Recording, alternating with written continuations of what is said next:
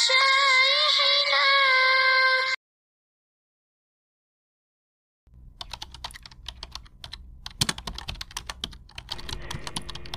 Maka Syekh Yusuf rahimahullah ketika istimak di Bangladesh, ini jutaan orang datang, maka sebelum beliau ini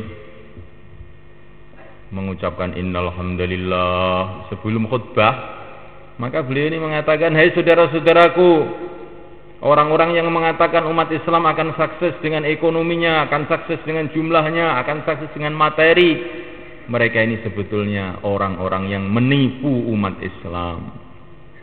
Setelah itu baru innal hamdalillah nasta'inuhu wa nastaghfiruh wa nu'minu bihi wa natawakkalu alaih. Jadi sunamulaikan Allah Subhanahu wa taala, ini perlu kita renungi betul-betul ini. Kalau kita ini yakin kepada Allah bahwa dunia ini masih ada pemiliknya, dunia ini ada penguasanya, itulah sunnatullah yang telah diceritakan dalam Al-Quran. Kemenangan umat Islam, kesuksesan umat Islam, kebahagiaan umat Islam, kewibawaan umat Islam bukanlah dengan materi, dengan benda-benda, bukan, tidak pernah itu semua. Sampai sejarah Indonesia juga begitu sama mereka. 10 November pasukan sekutu menyerbu Surabaya.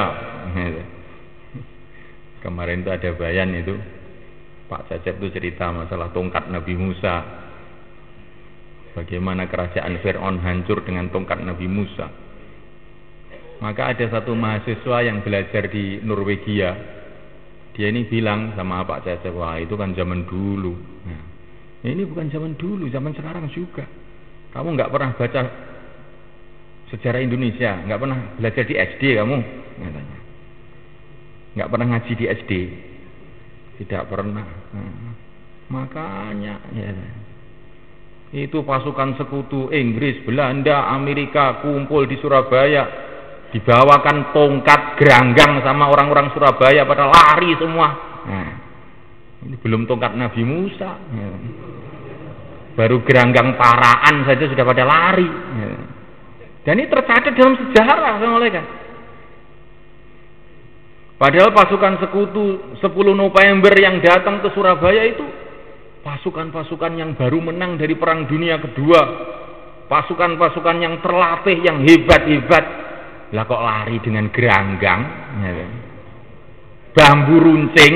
Nah, ini kalau orang bukan Jawa nggak ngerti lagi ini. Ya.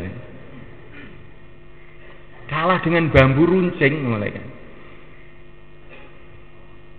Tapi umat Islam itu oleh syaitan itu dibikin lupa dengan sejarahnya, dibikin lupa dengan sejarahnya.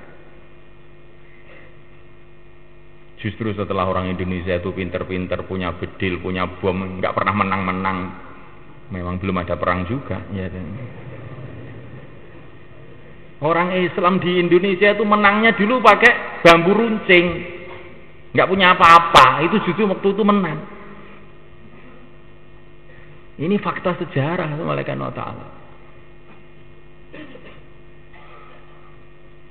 Tapi karena ini tidak pernah dibicarakan, anak-anak kita pun juga sudah tidak pernah cerita, orang tua pun juga tidak pernah cerita, ya kan?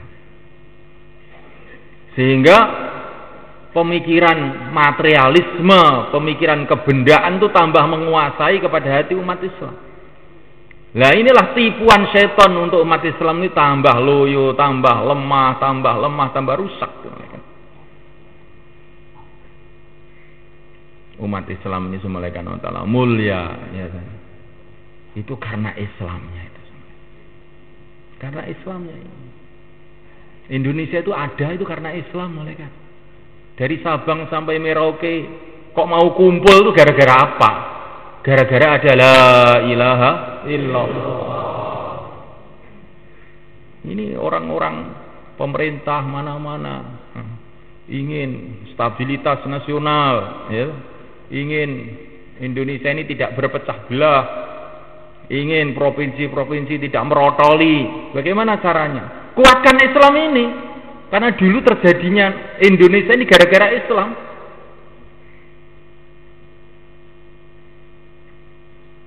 Kalau Islam itu kuat di Indonesia ini, Indonesia akan bersatu terus. Tapi kalau Islam tambah lemah, oh merotoli nanti. Apa yang mengikat? Nggak ada ikatan. Wong orang Jawa Barat itu orang Sunda, Jawa Timur itu orang Jawa, ya tuh. Di sebelah timur sana Madura, sebelah timur lagi Dayak, ya tuh. Sebelah timur lagi itu mana yang mengikat orang Indonesia itu? Selain la ilaha illallah. Maka terbentuklah negara ini. Ini sekedar pemikiran yang harus direnungi. Dan ini sungguh-sungguh mereka. Maka orang-orang yang ingin menghancurkan negara ini berusaha untuk merusak agama. Kalau sudah merusak agamanya rusak, sudah nggak ada ikatan lagi. Akan berkeping-keping. Kekuatan apapun nggak bisa. Kayak Uni Soviet, walaupun kekuatan militernya kayak apa, agama nggak ada, ya akhirnya pecah keping-keping, habis.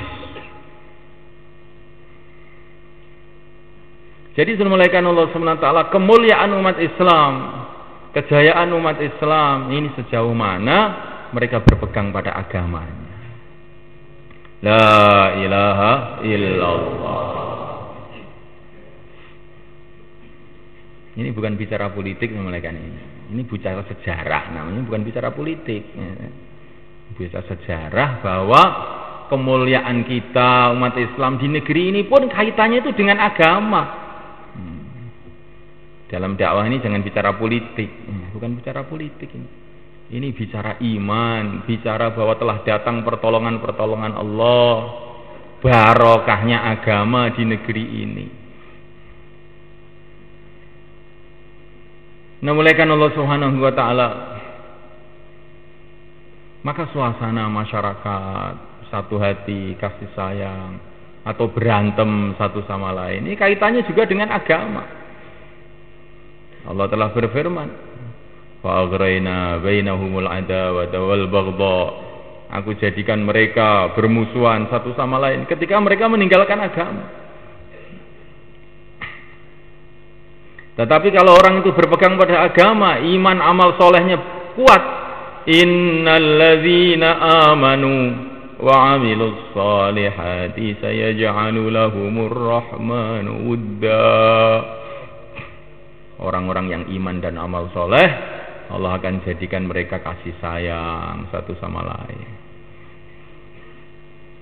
Itu di Madinah, semulaikan Allah.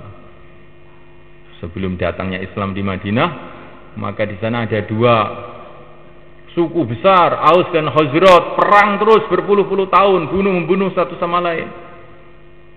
Dikipasi sama orang-orang Yahudi di sana. Bani Nadir, Bani Qainuqa, dan lain-lain. Ini orang-orang Yahudi. Nah, malaikat Allah SWT nggak bisa didamaikan. Tapi akhirnya malaikat Allah Ta'ala, Islam telah masuk dalam hati orang Madinah, masuk di kalangan orang Aus, masuk di kalangan orang Khazraj. Maka berubah keadaan, seolah-olah ayahnya satu, ibunya satu, kerjasama satu sama lain, menyayangi satu sama lain, bantu membantu satu sama lain. Jadi sunnah malaikat Allah Subhanahu wa taala, suasana yang masyarakat, suasana negara, ini kaitannya dengan agama, dengan amalan manusia ini. Kama takununa yuwalla alaikum, kata Nabi, sebagaimana keadaan amal kamu lah Allah akan jadikan pemerintahan kamu.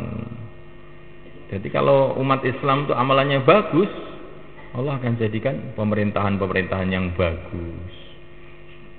Tetapi kalau umat Islam ini amalannya buruk, Allah akan kirimkan pemerintah yang zalim. Jadi untuk perbaikan pemerintahan itu dengan perbaikan amal.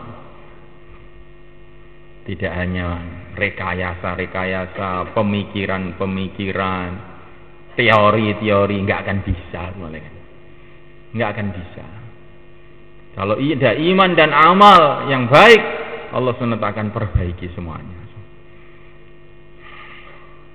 Maka subhanahu wa ta'ala, kita duduk sama-sama di sini untuk usaha usaha perbaikan iman, perbaikan amal. Pertama kali perbaikan iman. Bagaimana perbaikan iman? Pertama kali senantiasa kita ini menggunakan fikir kita ini untuk mengenal keagungan Allah SWT. Qul inzuru madza fis samawati wal ardh. Lihatlah apa yang ada di langit dan di bumi. Apa yang kamu lihat? Pernah lihat langit, pernah lihat bumi apa enggak? Ngelihat Pak, tiap hari ngelihat, tapi enggak mikir. Apa yang ada di langit? Apa yang ada di bumi? Yang ada di langit, yang ada di bumi itu adalah tanda-tanda keagungan Allah SWT. Tanda-tanda kehebatan Allah SWT, tanda-tanda kekuasaan Allah SWT. Lihatlah, bertebaran itu tanda-tanda keagungan Allah. Setiap pohon-pohon yang beraneka ragam, yang tumbuh, yang hijau, yang kuning, semua tanda-tanda keagungan Allah. Yang di angkasa, bulan, bintang-bintang, semua tanda-tanda keagungan Allah. Yang dalam diri kita, afi anfusikum afala tubsirun, dalam diri kita juga, mulai pucuk kuku sampai pucuk rambut, kalau kita mau berpikir, semua adalah tanda-tanda keagungan Allah SWT. Kalau mau berpikir, setiap nafas kita tanda-tanda keagungan Allah SWT. Setiap kedipan kita tanda-tanda keagungan Allah SWT. Kita bisa mendengar, ini juga tanda-tanda keagungan Allah SWT. Kita bisa berbicara, juga tanda-tanda keagungan Allah SWT. Tumbuhnya bulu kita, ada yang panjang, ada yang pendek, tanda-tanda keagungan Allah SWT. Melek kita, tidur kita pun tanda-tanda keagungan Allah SWT. Kita perasaannya bisa mengendalikan diri, perasaannya berkuasa atas diri kita sendiri. Tapi nyatanya ingin tidur, tahu-tahu melek, ingin melek, tahu-tahu tidur. Ingin ingat, tahu-tahu lupa, ingin lupa, ingat aja terus. Bukankah ini tanda bahwa kita ini sebetulnya tidak bisa buat apa-apa? Ingin melek malah jadi tidur, ingin tidur malah jadi melek, ingin ingat malah lupa, ingin lupa malah ingat. Gunakan otak kamu. Ya kalau Allah tidak menolong, bagaimana bisa digunakan otak ini, Pak? Ya. Otak ini tidak akan berguna tanpa pertolongan Allah SWT.